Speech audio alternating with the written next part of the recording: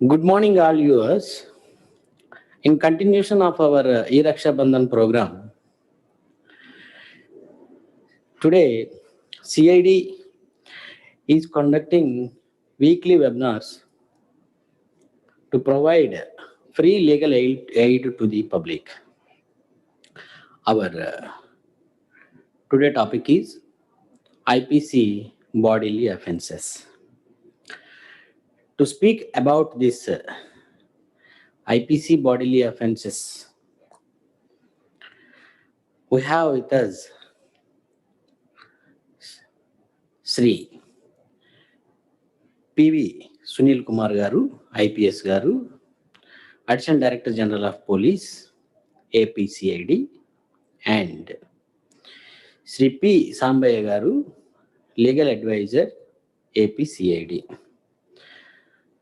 Now, I invite Sri P. Sambaya Garu to offer his remarks on this particular topic. Sir, welcome, sir. Thank you.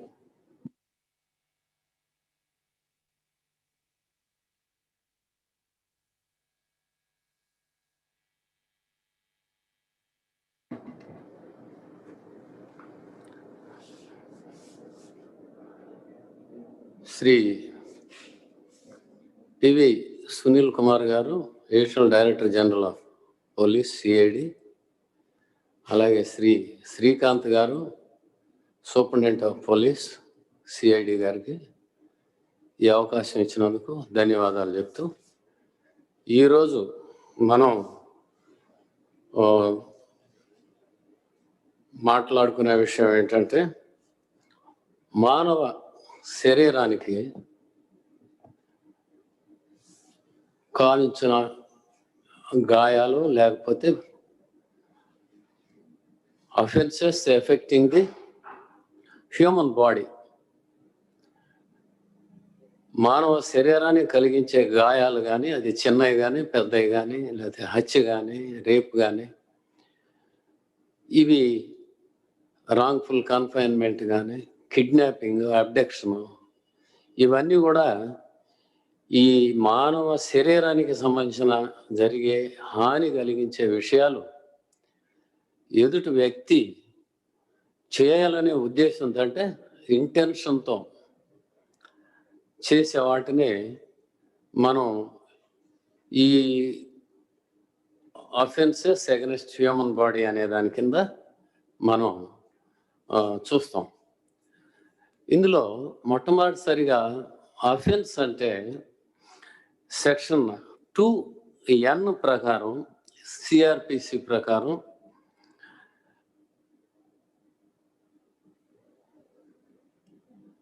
ఏ చర్య అయితే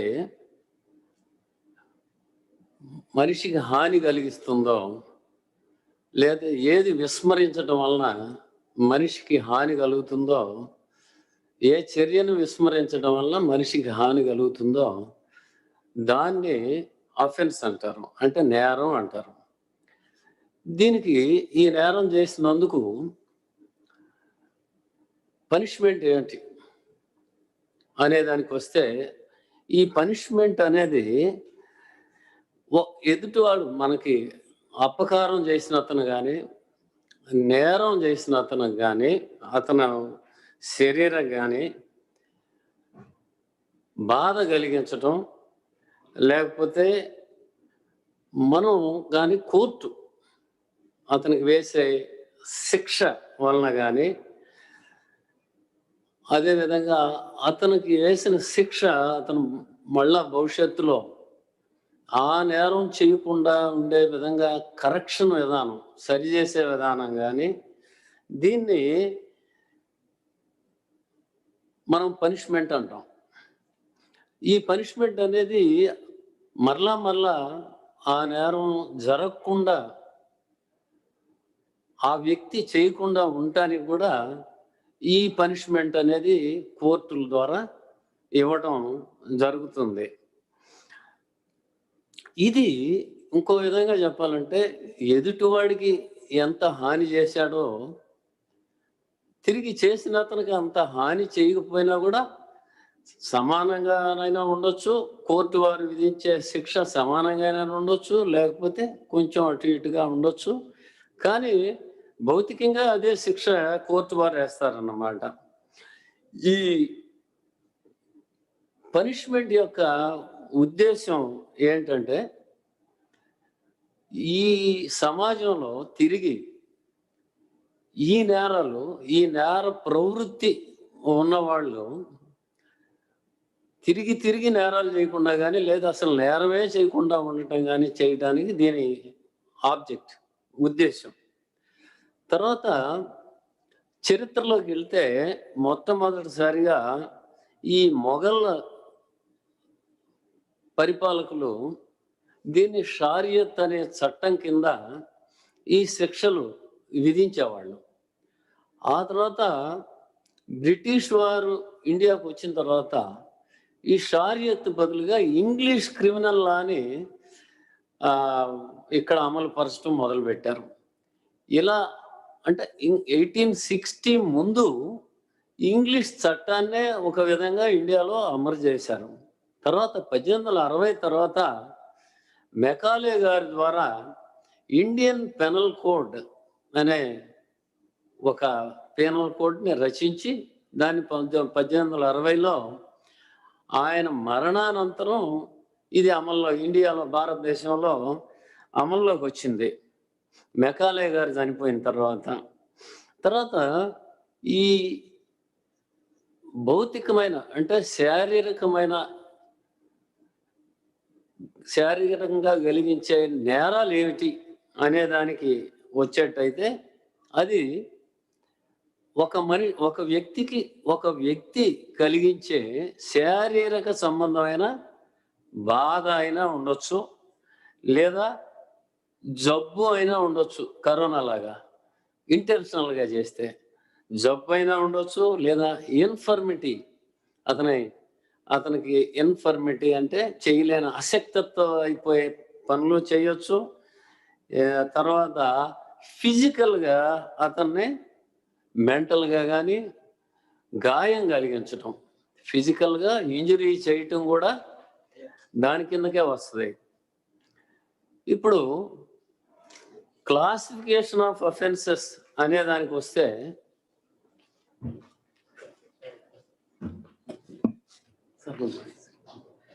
welcome sir. Brief introduction ఇచ్చినందుకు మన సాంబయ్య గారికి ధన్యవాదాలు చెప్తూ, before going to different types of offences, now I request our ADGP sir, Sri PV Sunil Kumar IPS garu, to offer his remarks on this IPC bodily offences. Sir, welcome sir. Good morning to all of you. ఈ bodily offences గురించి మనం చెప్పుకోవాల్సి వచ్చినప్పుడు ప్రధానంగా దీనిలో IPC 324, 325, 326 ఈ సెక్షన్లో ప్రధానంగా వస్తాయి. అంటే చిన్న గాయాలు, తీవ్రత లేని గాయాలు కనుక ఉన్నట్లయితే 323, 324. అదే గాయాల తీవ్రత కనుక ఎక్కువ ఉన్నట్టయితే వాటిని బట్టి 325, 326. అదేవిధంగా హత్య చేసే ఉద్దేశంతో కనుక ఈ గాయాలు చేసినట్లయితే అటెంప్ట్ టు మర్డర్ 307. ఇవి మనం పెట్టడం జరుగుతుంది సెక్షన్స్. చాలా చోట్ల ఈ అటెంప్ట్ టు మర్డర్ పెట్టలేదు మాకు దాడి చేసినప్పటికీ కూడా అని చెప్పి పోలీసుల మీద ఒత్తిడి తీసుకొస్తూ ఉంటారు. అది గాయాల తీవ్రతను బట్టి కాదు, కానీ వాళ్ళకి ఒక మర్డర్ చేయాల్సినంత పూర్వ రంగంలో వాళ్ళకి ఎనిమిటీ ఉందా లేదా, చాలా ఫ్యాక్టర్స్ ఉంటాయి. మనం 307 పెట్టాలంటే వాళ్ళకి గతంలో పాత పగలు ఉండటం కానీ, తర్వాత ఈ దాడి చేసిన వ్యక్తి, దాడికి గురి కాబట్టి వ్యక్తి మీద ఒక ప్రణాళిక ప్రకారం, ఒక ప్లాన్ ప్రకారం దాడి చేశాడని చెప్పడానికి. అదేవిధంగా ఆ దాడి యొక్క ఉద్దేశ్యం అతన్ని నిర్మూలించడం, భౌతికంగా నిర్మూలించడం అనేది ఉన్నప్పుడు మాత్రమే 307 పెడతారు తప్ప ఎలా పడితే అలాగా 307 అనేది పెట్టరు. సో, చాలా చోట్ల పోలీస్ మీద ఒత్తిడి తీసుకురావటం, ఎలిగేషన్‌లు పెట్టడం ఇట్లాంటివన్నీ జరుగుతూ ఉంటాయి. సో, గాయాల తీవ్రత ఒకటే కాకుండా గాయాలు ఘర్షణ జరగటానికి దారితీసిన పరిస్థితులు ఎలాంటివి? అక్కడికక్కడ అనుకోకుండా జరిగిందా? లేకపోతే ముందు ప్లాన్ ప్రకారం వీళ్ళు వచ్చి దాడి చేశారా? ఇట్లా అనేక విషయాలను పరిశీలించి పోలీసు వారు దానికి సంబంధించినటువంటి సెక్షన్ పెట్టడం జరుగుతుంది. ఈ విషయంలో అనవసరంగా పోలీసుల మీద ఆరోపణలు చేయటం అనేది సరైన పద్ధతి కాదు. ఎందుకంటే చాలామంది పబ్లిక్‌ని తప్పుదోవ పట్టిస్తూ ఉంటారు. జరిగిన ప్రతిదానికి అటెంప్ట్ టు మర్డర్ పెట్టాలని. మనిషి చనిపోతే ఖచ్చితంగా 302 పెట్టాలని. అట్లా ఎక్కడా లేదు. అనుకోకుండా ఆకస్మికంగా జరిగిన దాడి వల్ల చనిపోతే culpable homicide not among to murder 304 పెట్టాలి. మరి ఈ విషయాల్ని గమనించకుండా ఈ మధ్య కాలంలో కూడా కొన్ని సంఘటనల్లో పోలీసుల మీద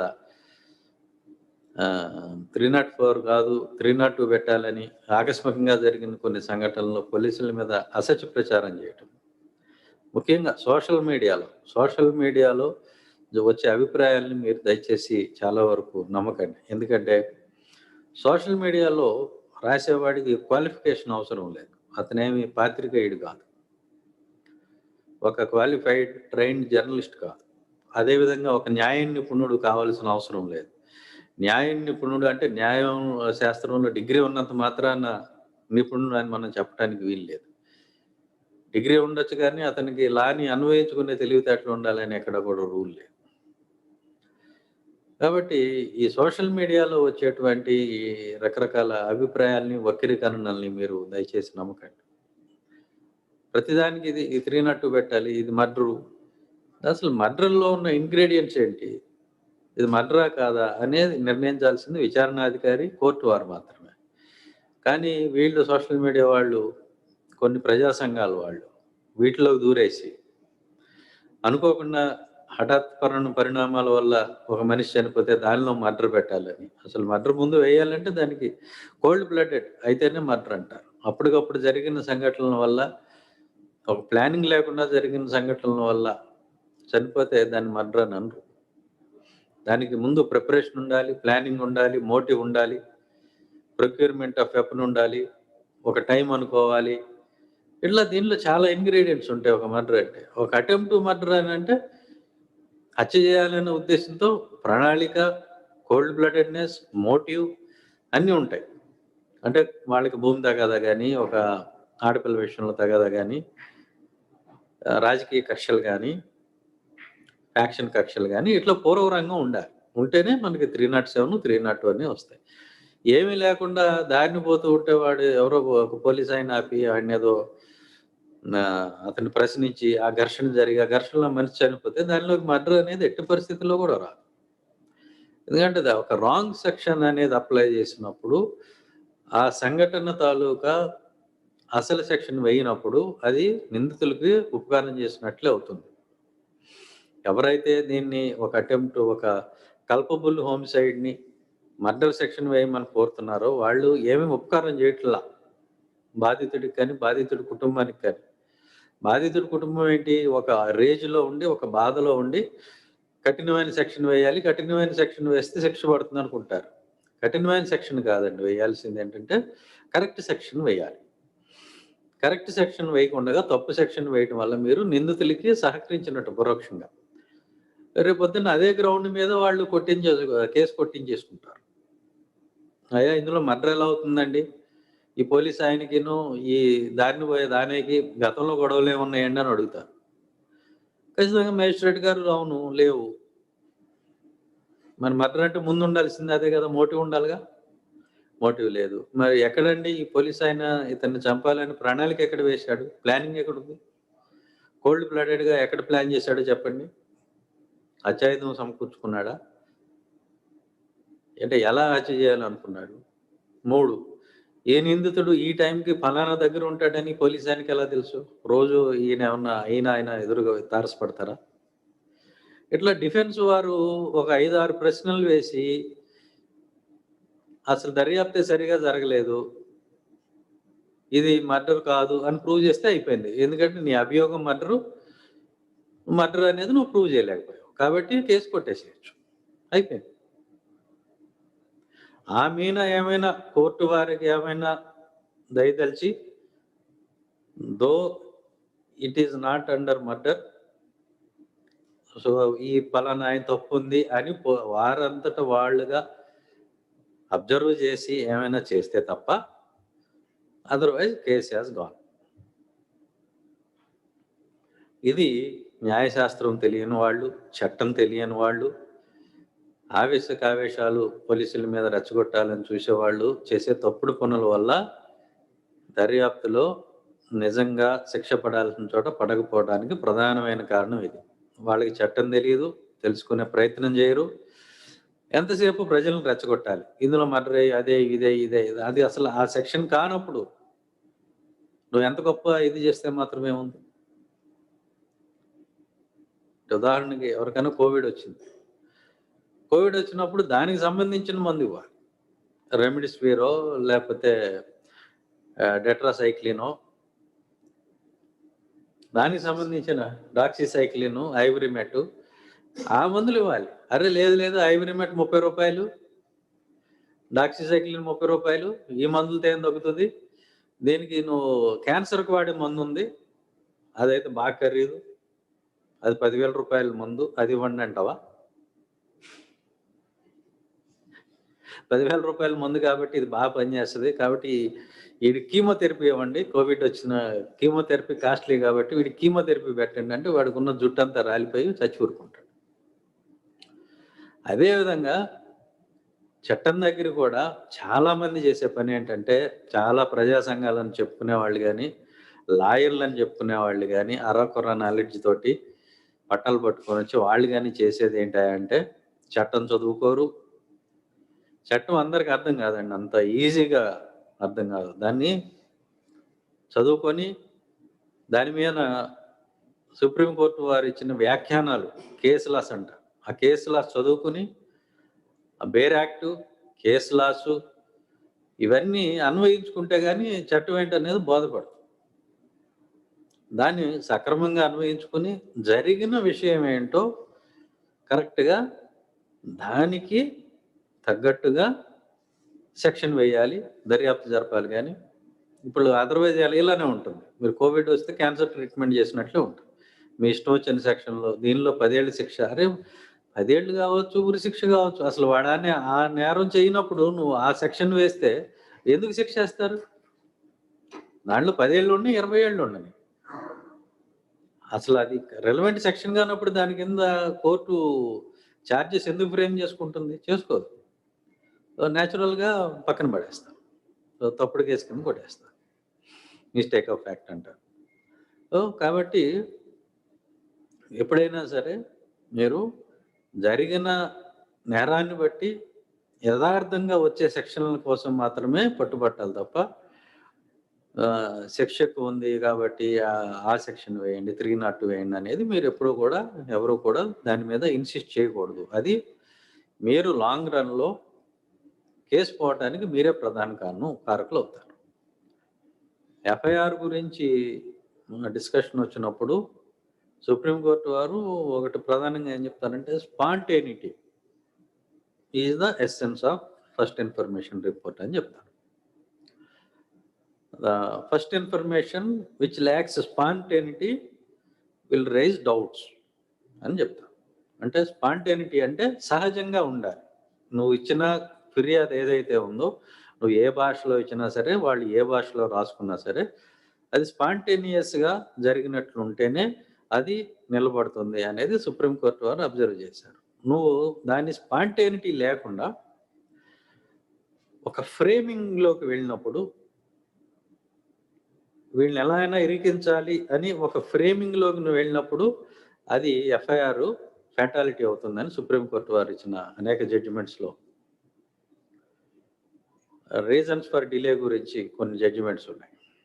దాంట్లో చెప్తా.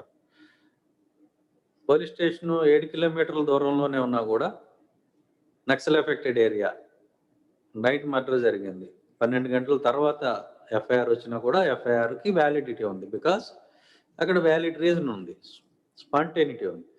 అట్లా కాకుండా ఏదో జరిగింది ఒక ఇన్సిడెంట్, ఒక రేప్ కానీ మరొకటి కానీ, దీనిలో వీడిని ఎలా ఇరికించాలా అని చెప్పి మేము లాయర్ దగ్గరికి వెళ్ళి మేము అన్ని ప్లాన్లు ప్రిపరేషన్ కోసం అని చెప్పి మేము డిలే చేసాము. ఒక రోజు ఆగొచ్చాము అని అంటే అది నిలబడదు. కాబట్టి దాంట్లో నీ ప్రిపేర్నెస్ ఉంది, నీ స్కీమింగ్ ఉంది, స్పాంటేనిటీ లేదు, స్కీమింగ్ ఉంది. కాబట్టి ఆ ఎఫ్ఐఆర్కి ఉండే క్రెడిబిలిటీ తక్కువ అని సుప్రీంకోర్టు వారు ఇచ్చిన అనేక జడ్జిమెంట్స్ ఉన్నాయి. సో కాబట్టి ఈ బాడీలీ అఫెన్సెస్కి వచ్చేసరికి పోలీసులకు వచ్చే పెద్ద ఇబ్బంది ఏంటి అని అంటే స్పాంటేనిటీ ఉండదు. దాన్ని ఏదేదో చేసి సెక్షన్ పెంచేద్దామని చూస్తారు. చాలా సెక్షన్లు పెంచే క్రమంలో కొన్ని అబద్ధాలు దానికి జోడిస్తారు. ఎప్పుడైతే నువ్వు ఒక అబద్ధాన్ని జోడించావో కేసు కుప్పకూలిపోతుంది. అది 324 అయితే 324గానే ఉంది, 323 సింపుల్ ఇంజరీ అయితే 323, సీరియస్ ఇంజరీ అయితే 324, విత్ వెపన్ అయితే 326. దానికి ఏది రెలవెంట్ సెక్షను అదే ఉండేవారు. అంతేగాని నువ్వు అది తీసి దీన్ని ఇది చేద్దాం అది చేద్దాం అంటే మొత్తానికే పోతాం. కేసు ఎప్పుడైనా కూడా న్యాయస్థానాన్ని ముందుకు పోయేటప్పుడు స్పాంటేనిటీ ఉండాలి, నిజాయితీ ఉండాలి. ఇవి రెండు ఉన్నప్పుడు మాత్రమే కేసు నిలబడుతుందనే విషయాన్ని దయచేసి గుర్తుపెట్టుకోండి. Thank you sir. Thank you sir. మా వ్యూవర్స్కి చాలా వాల్యుబుల్ పాయింట్స్, వివిధ రకాల అఫెన్స్లు, అలానే మర్డరు, అట్లానే కల్బుల్ హోమిసైడ్, యాక్సిడెంటల్ మర్డర్స్, వాటి మీద వివరంగా తెలియజేశారు. అలానే ఎఫ్ఐఆర్ రిజిస్ట్రేషన్లో జరిగే ప్రాబ్లమ్స్, సహజత్వము, రీజన్స్ ఫర్ డిలే అనేటువంటి మంచి విషయాల్ని మా వాళ్ళకి తెలియజేసినందుకు మీకు కృతజ్ఞతలు తెలియజేస్తున్నాం sir. Now I request Sambaiah garu ఈ వివిధ రకాల సెక్షన్లు, వాటిలోని అంశాలను తెలియజేయవలసిందిగా కోరుతున్నాను. Welcome sir. ఇప్పుడు మన additional director general of police sir చెప్పినట్టు ఏ నేరానికైనా మోటివ్ కానీ, ఇంటెన్షన్ కానీ, preparation, planning, execution, post conduct, pre conduct, ఇవన్నీ ప్రతి నేరానికి కూడా చాలా రెలవెంట్, అవి అడ్మిసిబుల్ కూడా. అయితే వారు చెప్పినట్లు కల్బుల్ హోమిసైడ్ 299లో దీంట్లో ఒక వ్యక్తి యొక్క మరణానికి కారణమై ఉండాలి, ఆ మరణం కలగటానికి చెయ్యటానికి ఇతనికి ఇంటెన్షన్ ఉండాలి. తర్వాత ఆ మరణం కలగటానికి కావాల్సినంత సరిపోయేంత శారీరకమైన గాయం చెయ్యాలి. ఆ మరణం అనేది జరుగుతుంది అని, ఈ మరణం ఖచ్చితంగా నేను ఈ దెబ్బ కొడితే అతని మరణం సంభవిస్తుంది అని అతనికి తెలిసి ఉండాలి. తెలిసి ఉన్నప్పుడు అది హోమిసైడ్ అవుద్ది. హోమి అంటే మానవ జాతి, సైడ్ అంటే కటింగ్, హోమిసైడ్ మానవుడిని చంపేయడం హోమిసైడ్ అంటారు. ఇది మరణం అనేది 302 సెక్షన్ కింద ఐపీసీ కింద వస్తుంది. అలాగే దాంట్లో కొన్ని ఇవి ఉన్నప్పుడు, ఎక్సెప్షన్స్ ఉన్నప్పుడు ఆ మరణం అనేది culpable homicide not amounting to murder అది అనేది వస్తుంది అన్నమాట. దీంట్లో ఈ వ్యక్తి మరణం తలపెట్టిన వ్యక్తి ఆ మరణం త్వరగా అతనికి సంభవిస్తుంది అని తెలిసి చేస్తాడని మనం చెప్పుకున్నాం. అయినప్పటికీ ఇతనికి దెబ్బ తగిలినప్పుడు ఎవరైనా సరే ఆ బాధ కలిగించిన వ్యక్తి అతన్ని ఒక డాక్టర్ తీసుకెళ్ళి హాస్పిటల్ తీసుకెళ్ళి పరిచర్య చేయించినంత మాత్రాన అది మరణం కాకపోదు. ఎందుకంటే అక్కడ అతను సఫిషియంట్ రీజన్ ఉంది అతను చేయటానికి. తర్వాత ఒక పిల్లవాడికి తల్లి గర్భంలోనే నుంచి తీసేటప్పుడు కూడా ఆ సరైన కారణం లేదా సరైన పద్ధతి అవలంబించకపోయినా కూడా ఈ హత్య అనేది వస్తుందన్నమాట. అలాగే దీంట్లో సార్ చెప్పినట్టు ఇంటెన్షన్, చంపాలి అనే ఇంటెన్షన్ ఖచ్చితంగా ఉండాలా. దీనికి డిపిపి వర్సెస్ కాంప్లిన్ ఏఐఆర్ 168 అనే కేసులో ఈ ప్రొవొకేషన్ అనే ద్వారా, ప్రొవొకేషన్తో ఎవరైనా సరే ఇంకో అతన్ని హత్య చేస్తే అది ఎంతవరకు ఉండాలంటే సెల్ఫ్ కంట్రోల్ అనేది అతనికి ఉందా, నార్మల్గా అతనికి ఆ మర్డర్ హత్య చేసే వ్యక్తికి సెల్ఫ్ కంట్రోల్ అనేది ఉందా నార్మల్ బిహేవియర్లో, అది లేదా. తర్వాత ఇతను రైట్ ఆఫ్ ప్రైవేట్ డిఫెన్స్ని ఎక్సీడ్ అయ్యాడా, ఎదుటివాడు మన మీద దాడి చేసేటప్పుడు మనం తిరిగి అతన్ని తట్టుకోవడానికి కానీ లేకపోతే తిరిగి మనం అదే వేరే ఆయుధంతో కొట్టినప్పుడు కానీ అతను మరణం సంభవిస్తే ఈ right of private defence RPD అనేదాన్ని ఇతను ఎక్సీడ్ అయ్యాడా అనేది కూడా సార్ చెప్పినట్టు కోర్టు పరిగణిస్తుంది. తర్వాత పోలీసు వాళ్ళు కూడా వాళ్ళ డ్యూటీలో ఎవరైనా ఒక మూక దాడి చేసేటప్పుడు కానీ ఒక రైటస్ ప్లేస్లోకి వెళ్ళినప్పుడు కానీ వీళ్ళు లాఠీ చార్జీ ఏదైనా చేసేటప్పుడు వీళ్ళు లాఫుల్గా ఎక్సర్సైజ్ చేయాల్సిన పవర్ కన్నా ఎక్కువ ఎక్సర్సైజ్ చేశారా అనేది కూడా చూస్తారు. లాఫుల్గా ఎక్సర్సైజ్ చేయాల్సిన పవర్ ఏంటంటే మినిమం పవర్ యూజ్ చేయాలా, అది ఎఫెక్టివ్ పవర్ యూజ్ చేయాలా. కోర్టు ఇది కూడా పరిగణలోకి తీసుకుంటుంది. లాఫుల్గా ఎక్సర్సైజ్ చేయాల్సిన పవరే యూజ్ చేశాడా, అంతకన్నా ఎక్కువ చేశాడా అనేది చూస్తారు. రెండోది తర్వాత చివరిది ఏంటంటే డెత్ బై కన్సెంట్. మనం ఫెన్సింగ్ కానీ కబడ్డీ కానీ ఇటువంటి లేదా వేరేది ఏదైనా స్పోర్ట్ కానీ ఏదైనా సరే చేసినప్పుడు ఆ రిస్క్కి మనం ప్రిపేర్ అవుతాం. ఆ రిస్క్ ఏంటంటే ఈ పరిస్థితుల్లో తను చనిపోయే అవకాశం ఉందని కూడా అతనికి తెలిసి రిస్క్కి అతను తీసుకుంటాడు. ఆ రిస్క్లో చనిపోయాడా అనేది కూడా కోర్టు పరిగణిస్తుంది. అలాగే ఇంకో రకం అయిన హత్య ఏంటంటే ఆల్రెడీ మరణశిక్ష విధించబడిన వ్యక్తి మళ్ళీ అదే నేరం చేసి ఇంకొక హత్య చేసినట్టయితే 303 కింద అతనికి పనిష్మెంట్ చాలా ఎక్కువగా ఉంటుంది, డెత్తే ఉంటుంది.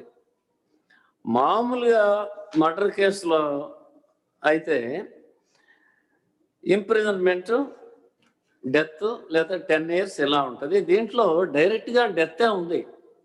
ఈ డెత్ అనేది ఇవ్వచ్చా ఇవ్వకూడదా, ఈ శిక్ష అనేది వేయొచ్చా కోర్టు వేయకూడదా అనే దాని మీద Rajendra Prasad versus state of UP అనే దాంట్లో కోర్టు సుప్రీంకోర్టు ఏం అబ్జర్వ్ చేసిందంటే it is illegal to award capital sentence without considering the correctional possibilities inside prison.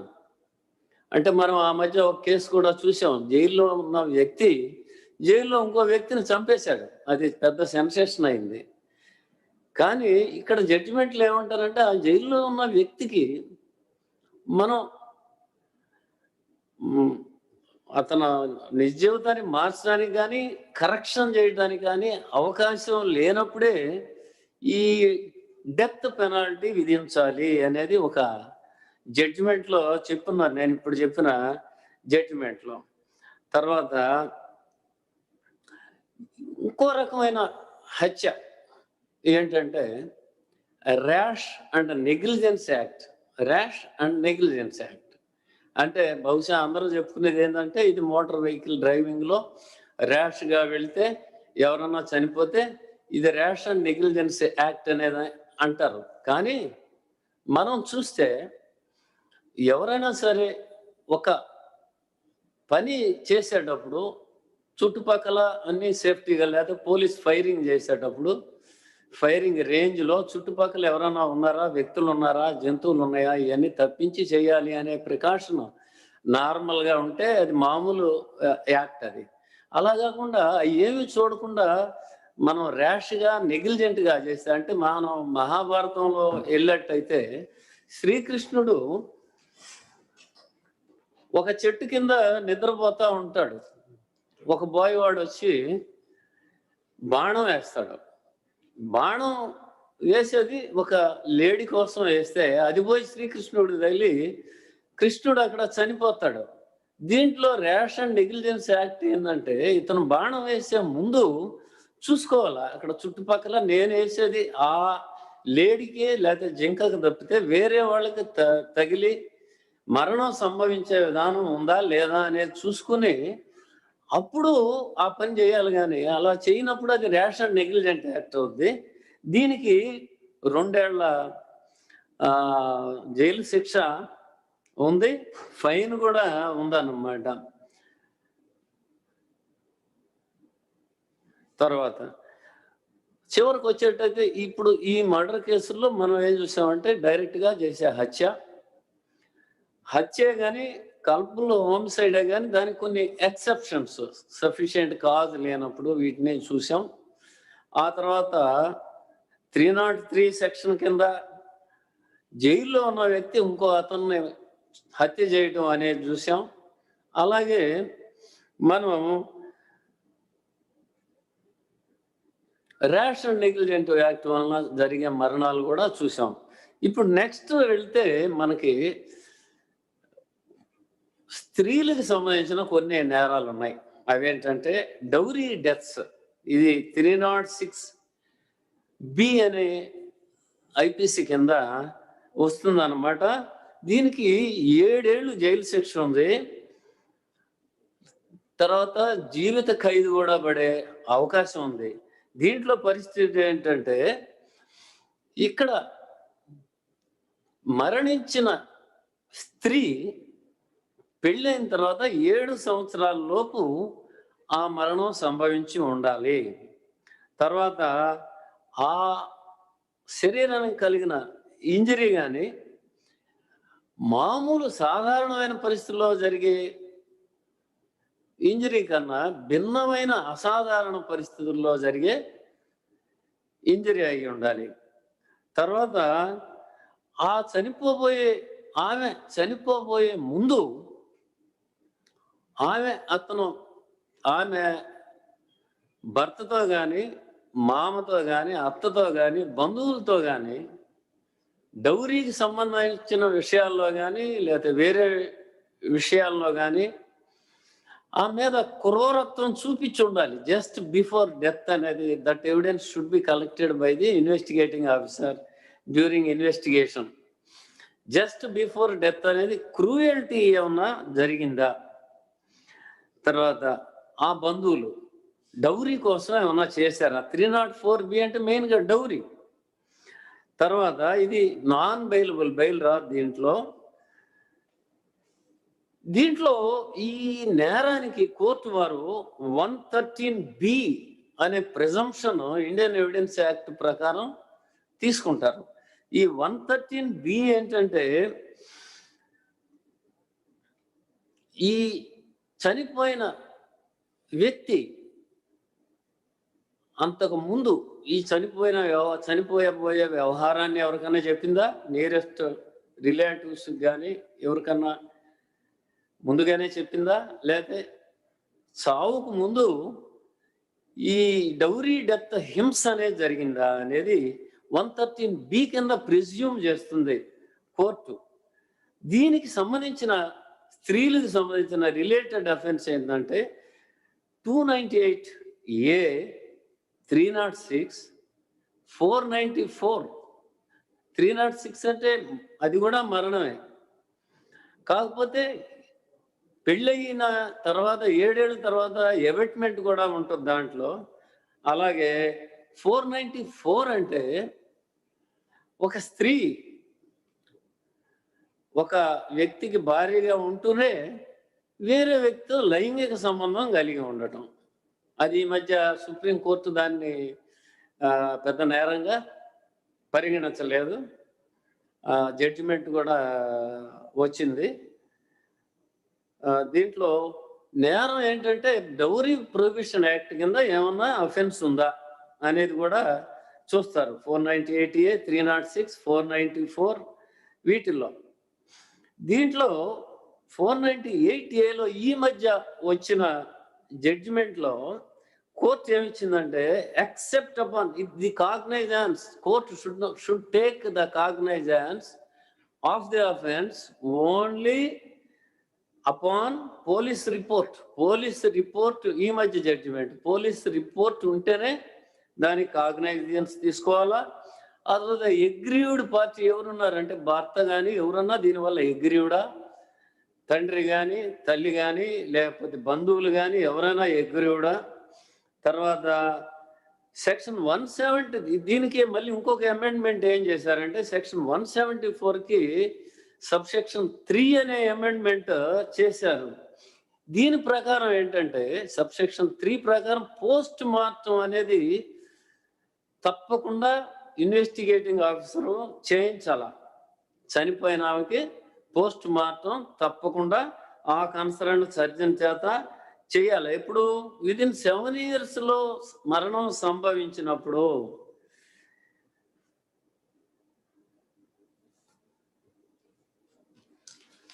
ఆ తర్వాత అటెంప్ట్ టు కమిట్ సూసైడ్ 309 ఏదైనా బాధలతో ఎవరైనా ఒక వ్యక్తి తనంతటికి తానుగా ఆత్మహత్య చేసుకోవడం అనేది అటెంప్ట్ టు కమిట్ సూసైడ్.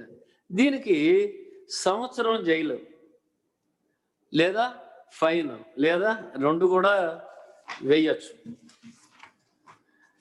తర్వాత వచ్చేసరికి ఇందాక అడిషనల్ డీజీ గారు సార్ చెప్పినప్పుడు హర్ట్ అంటే స్వల్ప గాయాలు కలిగించటం.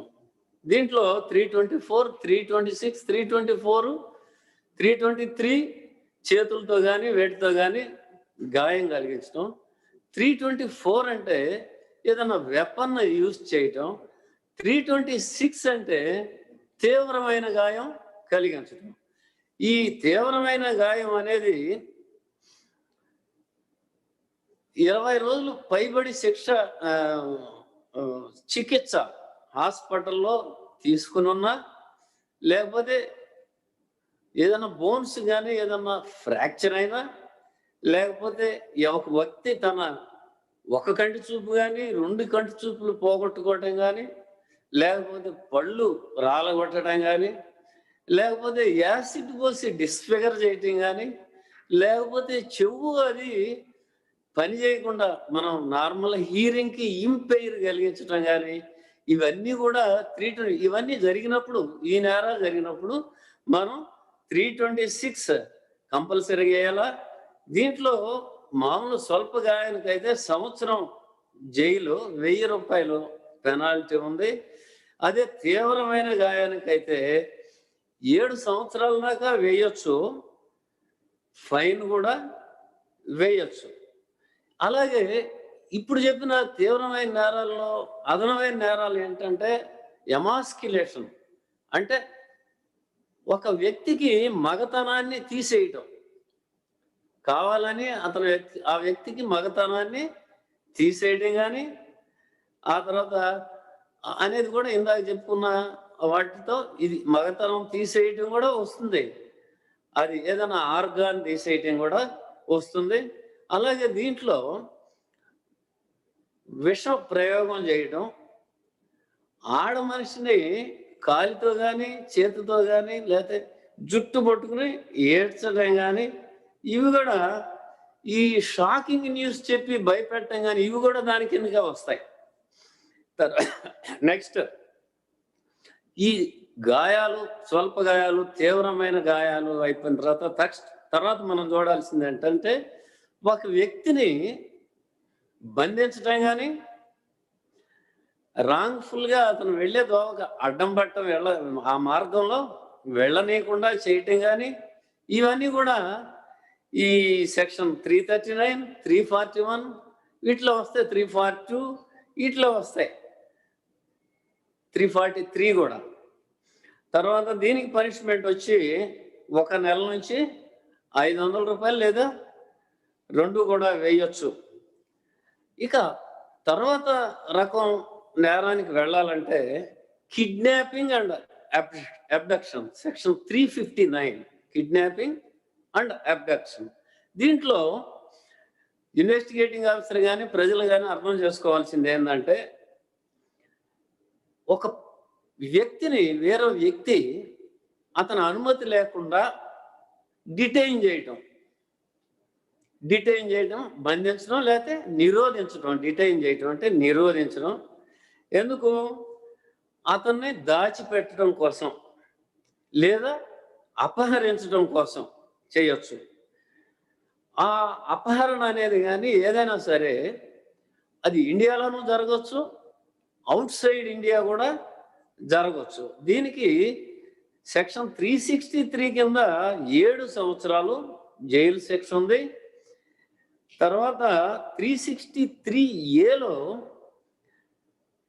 ఒక మైనర్ పిల్లాడిని బెగ్గింగ్ కోసం అపహరించడం, దీనికి 10 ఏళ్ళు జైలు ఉంది. అలాగే 364 కింద మర్డర్ చేయడానికి అపహరించడం, దీనికి లైఫ్ డెత్ కూడా పనిష్మెంట్, ఇంప్రిజన్మెంట్ ఉంది. 366 వచ్చేసరికి ఒక స్త్రీని పెళ్లి చేసుకోమని నిర్బంధించడం, దీనికి 10 ఏళ్ళు ఉంది జైలు. అలాగే 366A ఒక మైనర్ గర్ల్ని తీసుకుని వచ్చి లైంగిక వ్యవహారాల కోసం అప్పచెప్పితే దానికి 10 ఏళ్ళు జైలు ఉంది. అలాగే వేరే దేశాల నుంచి ఇంపోర్ట్ చేసుకున్నా కూడా 368 పడుతుంది. నెక్స్ట్ వచ్చి హ్యూమన్ ట్రాఫికింగ్, ఇది ఈ మధ్య కాలంలో బాగా జరుగుతుంది. ఇది 370 IPC కింద వస్తుంది. Buying and disposing any person as slave. ఒక వ్యక్తిని, ఒక స్త్రీని కానీ వ్యక్తిని కానీ కొని అమ్మటం ఈ సెక్షన్ కింద వస్తుంది. దీనికి 7 సంవత్సరాలు జైలు. ఈ సెక్షన్కి క్రిమినల్ అమెండ్మెంట్ యాక్ట్ 2013 కింద దీన్ని ఉమెన్ చిల్డ్రన్కి చేస్తే నేరం అనేది దీంట్లో ఈ క్రిమినల్ అమెండ్మెంట్ యాక్ట్లో చెప్పారు. నెక్స్ట్ వచ్చి అఫెన్స్ ఆఫ్ రేప్ 375 IPC. ఈ రేప్ అనేది ఆ స్త్రీ యొక్క అంగీకారం లేకుండా చేయటం. రెండోది ఆమె సమ్మతి లేకుండా చేయటం. అంగీకారం వేరు, సమ్మతి వేరు. తర్వాత ఆమె యొక్క సమ్మతిని బలవంతంగా తీసుకుని రేప్ చేయటం. ఆ తర్వాత మెంటల్గా ఇంబ్యాలెన్స్డ్గా ఉన్న వాళ్ళని రేప్ చేయటం. తర్వాత వీటిలో క్రిమినల్ అమెండ్మెంట్ యాక్ట్ 2013లో ఈ రేప్ అంటే ఏమన్నారంటే వెజైనల్ పెనట్రేషన్, ఒక స్త్రీ యొక్క మానవులో కొద్దిగా కానీ ఇంకా ఎక్కువ కానీ పెనట్రేట్ చేయడం లైంగికంగా. తర్వాత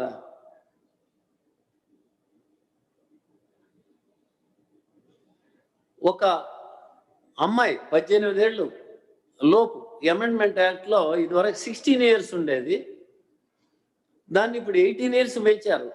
18 years లోపు స్త్రీల్ని లేదా అమ్మాయిల్ని వాళ్ళ కన్సెంట్ లేకుండా కూడా చేస్తే అది తీవ్రమైన నేరంగా పరిగణిస్తారు.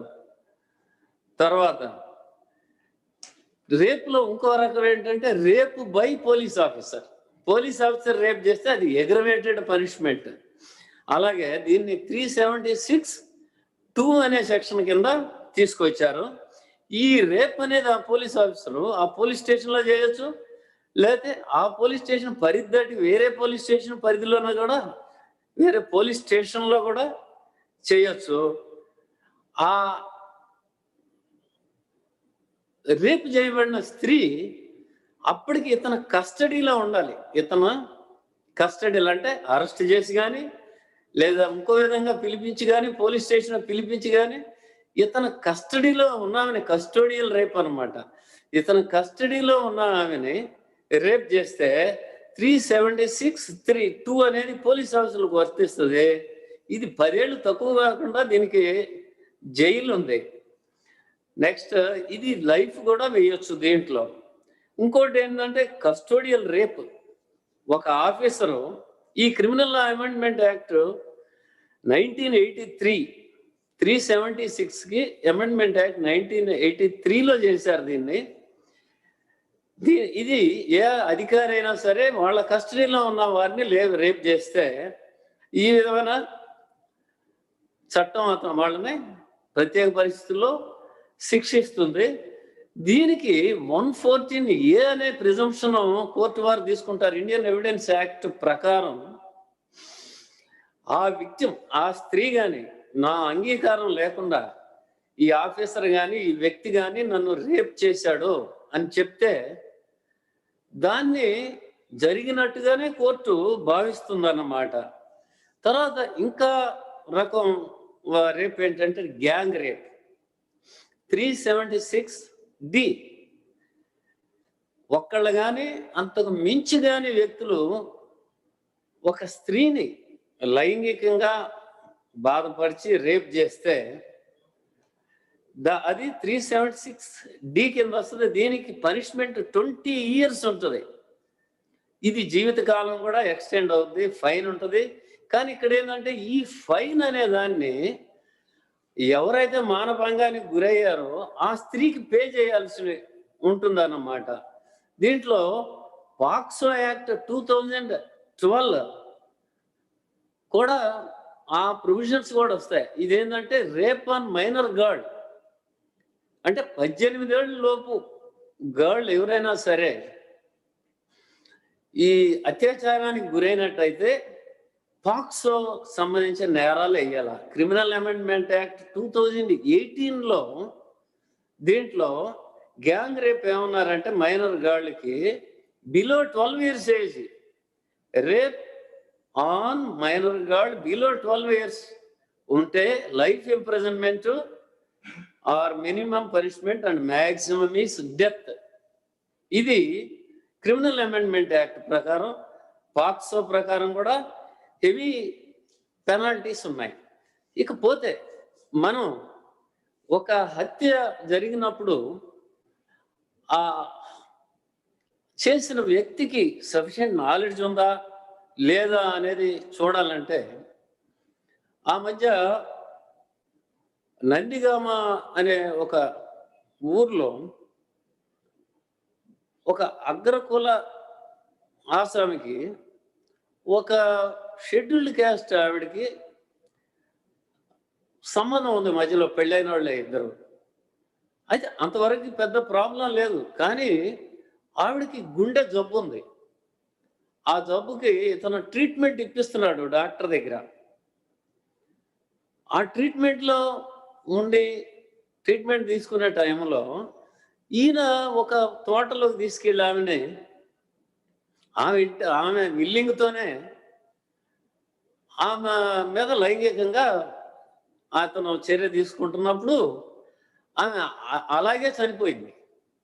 ఎక్కడ అతనికి ఇంటెన్షన్ ఉందా లేదా, ఇంటెన్షన్ సఫిషియంటా కాదా అనేది మనం పరిశీలిస్తే అతనికి ఈమెకి గుండె జబ్బు ఉందని తెలుసు, మందులు తీసుకుంటుందని తెలుసు, ఏ విధమైన ఆమె యొక్క ప్రేరేపణలో ఏదన్నా సరే ఆమె చనిపోతుంది అని తెలిసి కూడా చేశాడు అన్నప్పుడు అతనికి సఫిషియంట్ ఇంటెన్షన్ ఉన్నట్టే కాబట్టి అతన్ని మనం కల్పుల్ హోమ్సైడ్ నాట్ అమౌంటింగ్ టు మర్డర్ కాకుండా మర్డర్ కిందే తీసుకోవాల్సి వస్తుంది. ఇదొకటి. ఇంకొకటి, ఇంకో ఉదాహరణ చూసినట్టయితే గుంటూరులో గుంటూరులో ఒక అమ్మాయి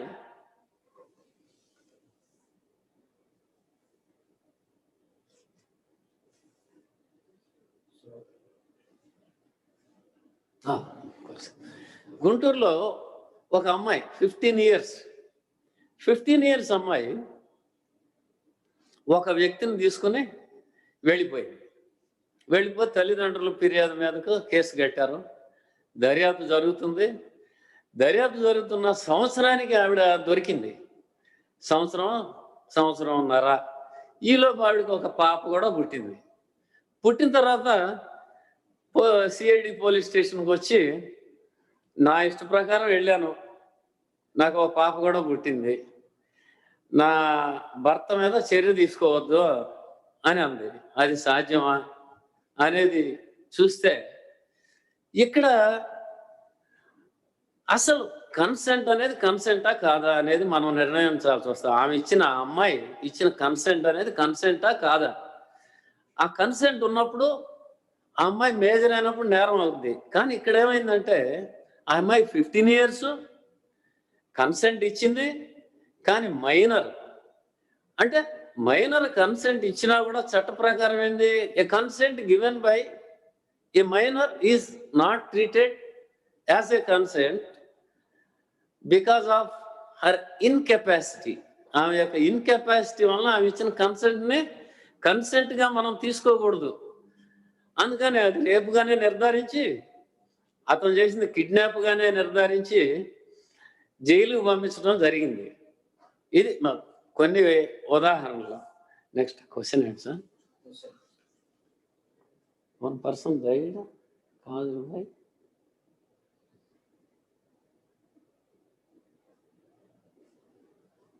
ట్రాన్సియంట్.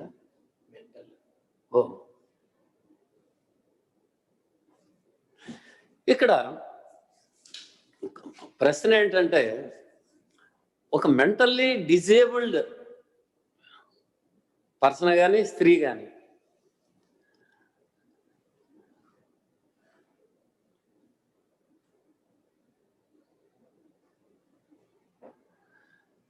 డిజేబుల్డ్ పర్సన్ మీద రేప్ లేదా లైంగికమైన నేరం కానీ అత్యాచారం కానీ ఏదైనా జరిగింది. ఇక్కడ క్వశ్చన్ ఏంటంటే, ఈ మెంటల్లీ డిజేబుల్డ్ ఉమెన్ కన్సెంట్ ఇవ్వగలదా ఇవ్వలేదా అనేది. దానికి మనం డాక్టర్ సర్టిఫికేట్ తీసుకుంటే డాక్టర్ గారు కూడా ఆమె కన్సెంట్ ఇవ్వలేదని చెప్తాడు. ఇవ్వలేదు అంటే that is incapacity and the offence was committed without her consent. ఆమె కన్సెంట్ లేకుండా, సమ్మతి లేకుండా, అంగీకారం లేకుండా జరిగింది కాబట్టి అది నేరంగానే మనం పరిగణించాల్సి వస్తుంది. ఈ చివరికి ఇంకోటి,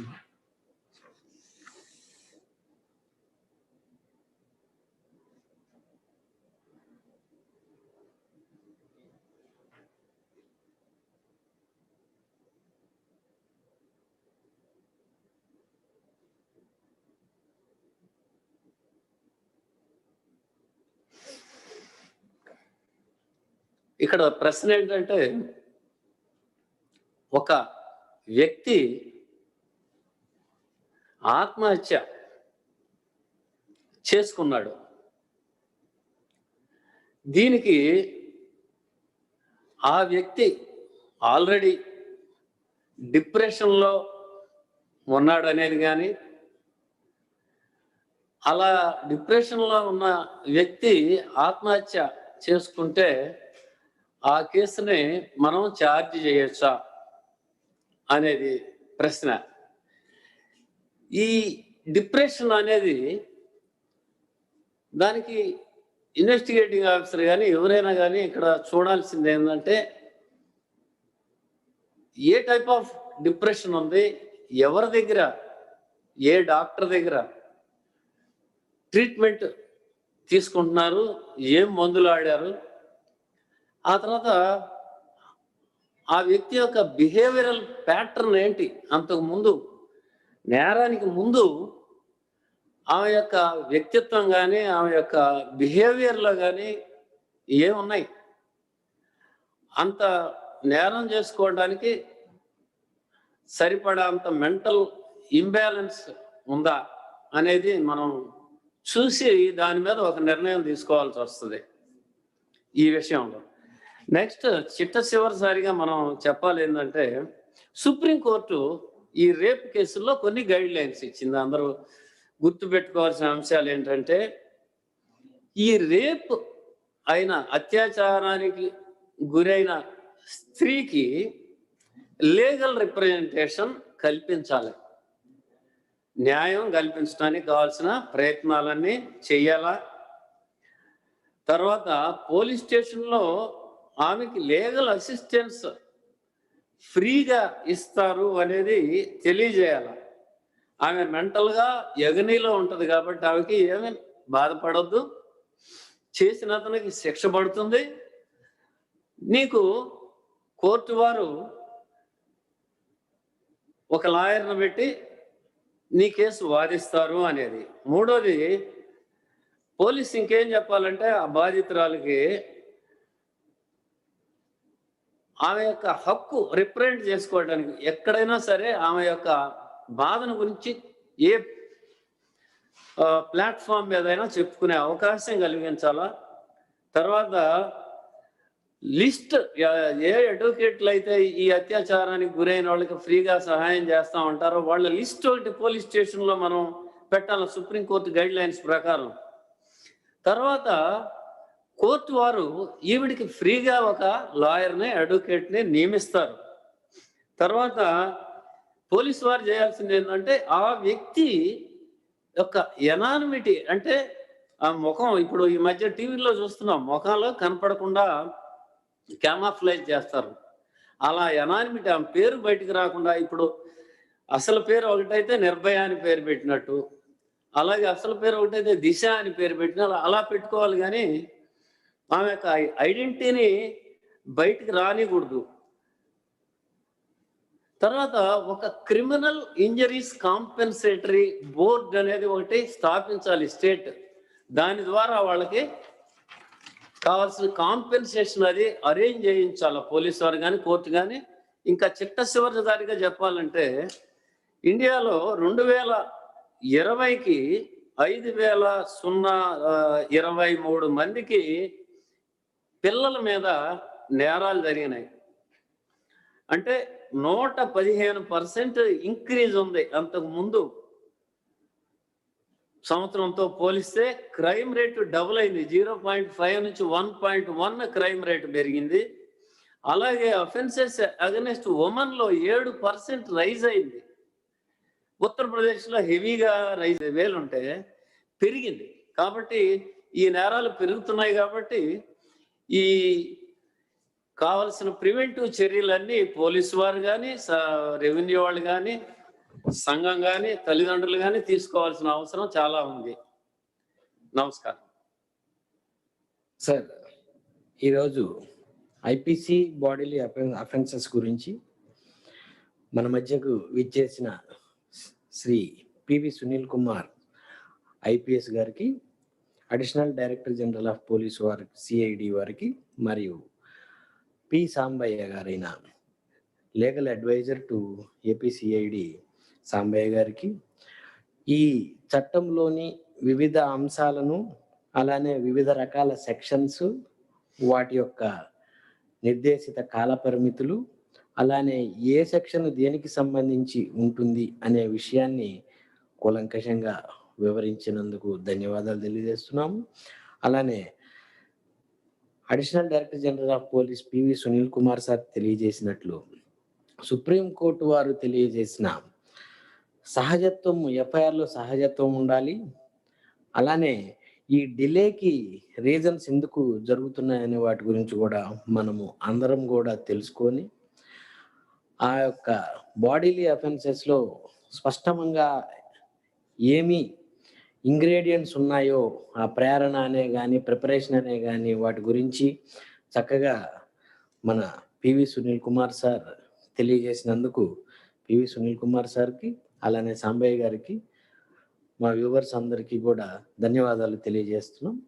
next week IPC property offences అనే టాపిక్ మీద తదుపరి మంగళవారం అందరము ఇదే టైంకి కలుసుకుందాము. Thank you one and all. Thank you very much. మీకు కూడా థ్యాంక్స్.